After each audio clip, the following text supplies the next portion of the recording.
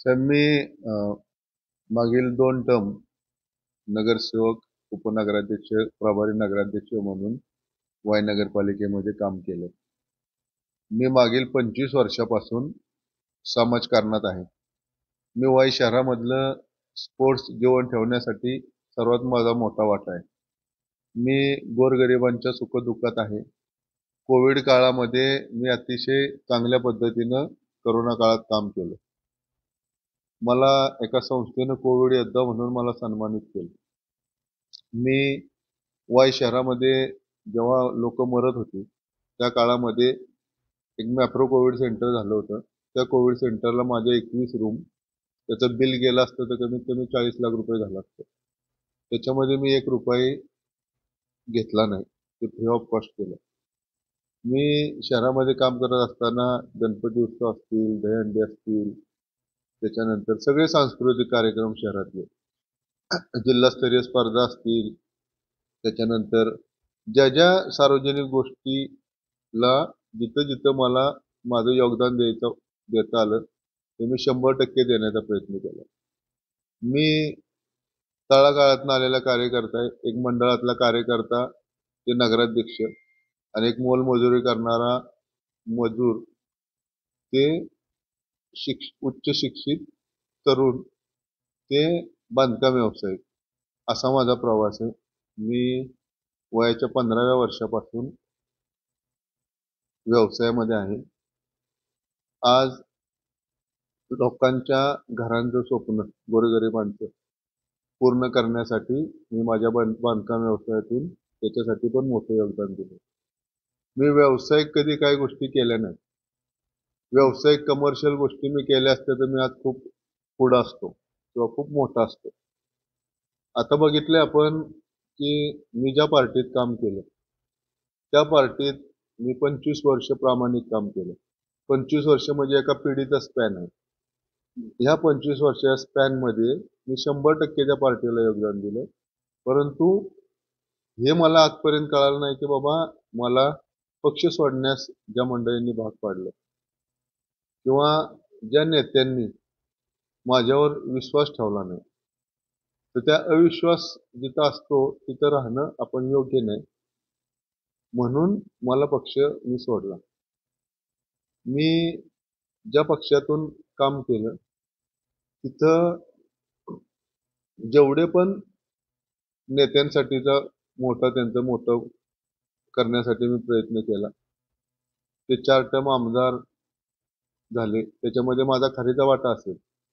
परंतु त्यांच्या अजेंड्यामध्ये मी कायम शहरासाठी, जे शहराचा शैक्षणिक मागासलेपण आहे, जे शहराचा आर्थिक मागासलेपण आहे, जे शहराचा सुसंस्कृत शहर आहे, ज्या शहराचा पर्यटनाचा विकास अपेक्षित आहे, ज्या शहराचं नागरी सुविधा चांगल्या प्रकारे उपलब्ध व्हाव्या अशी अपेक्षा आहे, ज्या शहरामध्ये अर्बन डेव्हलपमेंट व्हावी, शहराची हद्दवाढ व्हावी, शहरामध्ये पाचगणी महाबळेश्वरला जाणारा क्राऊड कन्वर्ट व्हावा, शहराचं अर्थकारण वाढावं, शहराचा रोजगार वाढावा, तरुणांना शिक्षणाच्या माध्यमातून अद्ययावत शिक्षण मिळावं, इथल्या नागरिकांना, वयस्कर नागरिकांना चांगल्या आरोग्य सुविधा मिळाव्या. त्याच्यामध्ये एखादं कार्डिओलॉजिस्ट, एखादं 100 बेडचं सरकारी हॉस्पिटल, ह्या सगळ्या गोष्टी अपेक्षित होत्या. परंतु त्याच्यामध्ये नुसत्या आपण बघतोय की आता इलेक्शन आले की विकासाचे मोठे मोठे गाजरे दाखवले जातात. आम्ही हे करणार आहे, आम्ही ते करणार आहे, आम्ही ते करणार आहे. पण हेच विधानसभेला असतं, हेच नगरपालिकेला असतं, हेच ग्रामपंचायत इलेक्शनला असतं, हेच जिल्हा परिषद इलेक्शनला असतं. पण मग येणारा निधी करोडो रुपयाचा तो शाश्वत विकास जो दिसला पाहिजे, रस्ते, गटर, समाज मंदिरं तर सर्वच करतात, पण अपेक्षित जो विकास आहे त्याच्यामध्ये शैक्षणिक डेव्हलपमेंट असेल, अर्बन डेव्हलपमेंट असेल, शहराची हद्दवाढ असेल, ह्या गोष्टी आजपर्यंत झालेल्या दिसत नाहीत. आता मी जिथं काम केलंय तिथून उठून लगेच त्यांच्याबद्दल वाईट बोलणं, चुकीचं बोलणं हेही रास्त होणार नाही. परंतु आज 4 टर्म आपण आमदार म्हणून काम करताय, तर त्या ठिकाणी आपलं ब्ल्यूप्रिंटवर काम व्हायला पाहिजे. तर ते ब्ल्यूप्रिंटवर काम का होत नाही आबा? मग त्याच्यासाठी थिंक टँक पाहिजे. छत्रपती शिवाजी महाराजांना पण राष्ट्रप्रधान मंडळ होतं. इथं जर मी असं म्हणलं की मी शिपायापासून कलेक्टर पर्यंत मीच काम करणार आणि सोसायटीच्या म्हणजे ग्रामपंचायतीच्या सरपंचापासून ते मंत्री म्हणून तर मीच काम करणार आणि सगळं मीच आहे, तर मग कार्यकर्ता काय फक्त सतरंजा उचलणार का? आणि कार्यकर्ता काय फक्त पताळ्या उचलणार का? मग अशा सतरंजा पताळ्या ज्या 25 वर्ष कार्यकर्त्यांनी उचलल्या, त्यातला एक पण निष्ठावंत कार्यकर्ता आपल्यासाठी लायक वाटला नाही का? आज आपण असं म्हणताय की आम्ही एकेरीवर कुठं बोललो किंवा समोरच्या उमेदवाराबद्दल एकेरीत बोललो.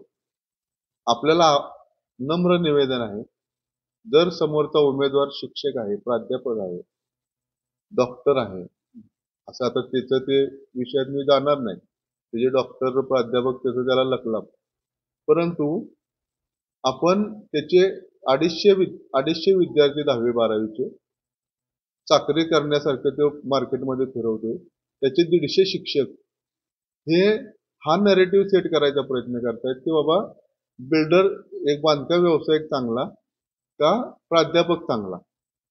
मी माझा बांधकाम व्यवसाय केला, त्यानं त्याचा शिक्षण क्षेत्रातला व्यवसाय केला, अर्थकारण केलं त्याच्यामध्ये.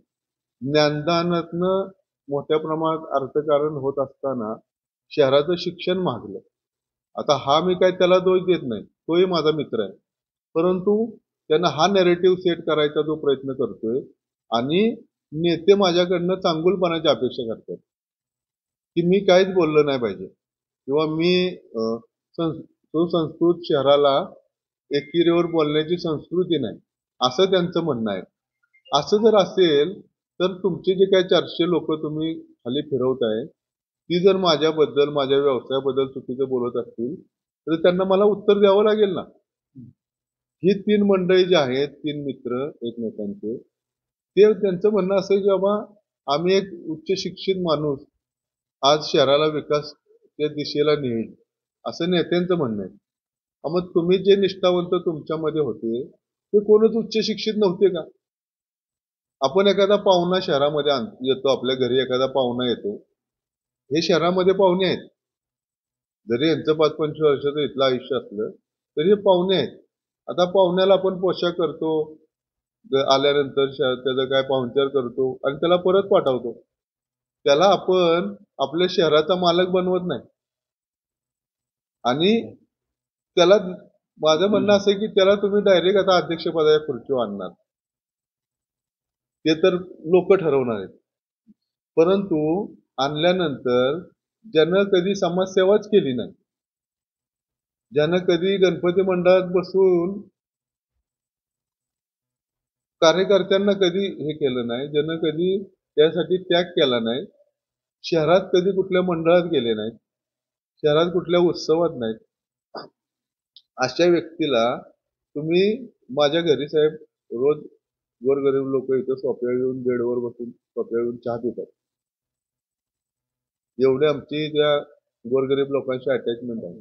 याच्या विरुद्ध परिस्थिती काय की ज्यांच्याकडे कधी गोरगरीब गेलाच नाही, झोपडपट्टीतला माणूस गेलाच नाही, यांच्याकडे लोक गेली ती कुठे एखाद्याची ह्याचा विषय असेल समजा शिक्षणाचा व्यवसायाचा, तर आमचं नेत्यांना असं आहे की बाबा परवा एका कार्यकर्त्याने त्यांना असं स्टेजवर म्हणले की आम्हाला मुभा द्या, सगळ्यांच्या कुंडल्या आमच्याकडे आहेत. तर आमचं त्यांना आव्हान आहे त्या कार्यकर्त्यांना की तुम्ही मुभा कसली मागताय, तुम्ही बोला. तुम्ही असं म्हणताय की आम्ही बोललो तर म्हणजे सोसायचं नाही आणि आमच्या जे काय आम्ही कुंडली सगळ्यांच्या आहेत, आम्ही आमचा ठोका सहन व्हायचा नाही. आता आम्हाला उलट तो ठोका अपेक्षित आहे, तेव्हा तुमचा ठोका काय आम्हाला कळू द्याल ना. तर तुमचा ठोका घड्याळाचे काटे तोडतोय का वाचवतोय? आम्ही तोंड उचकटलं तर खूप गोष्टी आहेत अशा, जी झाकली मूठ आपण म्हणतो, अशा खूप विषय आहेत. आपण ह्या शहरामध्ये करोड रुपयाचा विकास निधी आला, पण त्या निधीतलं 50% पण युटिलायझेशन नाही.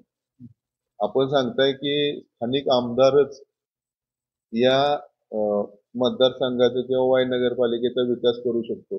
आमचं म्हणणं तेच आहे आबा की स्थानिक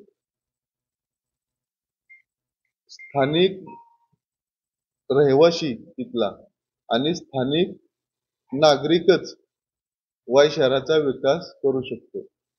हा पाहुणा माणूस ज्याला शहराची अटॅचमेंट नाही, ज्याला तो त्या शहराचा विकास करू शकत नाही, कारण तशा दृष्टीनं काहीच काम नाही. तुमच्या जे अपोजिट उमेदवार आहेत तो म्हणजे सामाजिक कार्य म्हणण्यापेक्षा शैक्षणिक कार्यातच ते पुढे आहे, म्हणजे त्या अकॅडमीचं काय असेल त्याच्यावरती त्यांचं नाव जिल्हाभर आहे. पण इतर गोष्टी जर पाहिल्या तर म्हणजे सामाजिक कार्य काहीच नाही. म्हणजे आयात उमेदवार किंवा संधी साधू पणा याच्यात त्यांनी साधलाय असं म्हणता येईल. 100% संधी साधूपणा साहेब, कारण त्यांचं गणित कसं आहे की राजकारणातनं व्यवसायामध्ये काय साध्य करता येईल का, राजकारणाचा आधार घेऊन व्यवसाय मोठ्या प्रमाणात वाढवता येईल का, किंवा त्या माध्यमातून फ्लिपिंग जाऊन शैक्षणिक काय गोष्टी करता येतील का, म्हणजे स्वार्थाचं परमार्थ असा विषय 100% असू शकतो. कारण तसं जर नसतं, आता मला सांगा, माझ्याकडे नगरपालिकेचा छत्रपती शिवाजी महाराजांच्या मूर्तीचा हिशोब ठेवायला माझ्याकडे आहे, बरोबर ना. आता जे काम चालू आहे, आम्ही पुतळ्यासाठी ऍडव्हान्स त्यांनीच दिलाय, म्हणजे आबांनीच त्याच्यामध्ये लोकांना फोन करून पैसे जमा करून ते आम्ही, आणि त्याचा हिशोब माझ्याकडे उपाध्यक्ष होऊन. आता मी छत्रपती शिवाजी यांच्या मूर्तीचा हिशोब बरोबर ठेवू शकतो, त्यांचा माझ्यावर विश्वास आहे. तर मग तोच विश्वास नगरपालिकेच्या प्रक्रियेमध्ये का ठेवला गेला नाही? तोच विश्वास प्रशासक लागल्यानंतर तो तुम्ही डायव्हर्ट केलं. मला 4 वर्षात मला 10 मिनिटं वेळ दिला नाही. एवढा छोटा कार्यकर्ता मी आहे का? आणि आता जर एवढा छोटा कार्यकर्ता मी आहे आपल्या दृष्टीनं, तर मला पाडायसाठी एवढा अट्टास का? तुमचा जो काय बुरका आहे मुखवटा, तो ह्या कार्यकर्त्यांना तुमच्या बाजूला करायला हवा आणि त्यांना एकदा त्या इलेक्शनला सामोरं जायला लावा. तुम्हाला राष्ट्रवादी काँग्रेसची परिस्थिती तुमच्या लक्षात येईल, फक्त तुम्ही बाजूला व्हा. आणि जसा मी एकटा लढतोय, पक्ष माझ्या मागे आहे. मी ज्या पक्षामध्ये गेलोय तिथं आदरणीय मोदी साहेब, आदरणीय फडणवीस साहेब, आदरणीय जयकुमार गोरे साहेब, आदरणीय उदयनराजे आपले छत्रपती, शिवेंद्रसिंहराजे भोसले, अतुल बाबा, जयकुमार गोरे साहेब, मदन दादा आदरणीय, या सगळ्या मंडळींच्या प्रक्रियेमध्ये मी आल्यानंतर मी आलो कशासाठी, तर मला जे काही फ्रीडम मिळायला पाहिजे किंवा वाई शहराला ज्या गोष्टींची गरज आहे आज, त्या गोष्टींचा फॉलोअप घेऊन आपल्याला काय करता येईल का, अशासाठी माझा हा प्रयत्न आहे. मी काय कुठल्या पदाच्या अपेक्षेनं, मी प्रभारी नगराध्यक्ष म्हणून काम केलंय, मी सॅटिस्फाईड आहे. आमच्या मागच्या 2 पिढ्यात कोणी राजकारणात नाही, माझ्यापासूनच राजकारण सुरू झालं आणि मी त्या ठिकाणी सॅटिस्फाईड आहे. परंतु आपण जेव्हा शहरात फिरतो, आपण समाजकारणात आहे, तर नॅचरली अपेक्षा अशी राहते की बाबा आपल्या भागाचा विकास व्हावा, तिथं अर्बन डेव्हलपमेंट व्हावी, तिथला रोजगार वाढावा, तिथलं पर्यटन वाढावं, तिथलं कधीतरी जे मुलांना गरज आहे. आता इथं साहेब 10वी 12वी नंतर काहीच विषय नाही, तर ती मुलं जेव्हा शिकाय बाहेर जातात, त्यानंतर मुलं परत इकडं येत नाहीत. शिक्षण नोकरी पाण्याला मुलं बाहेर जात आहेत.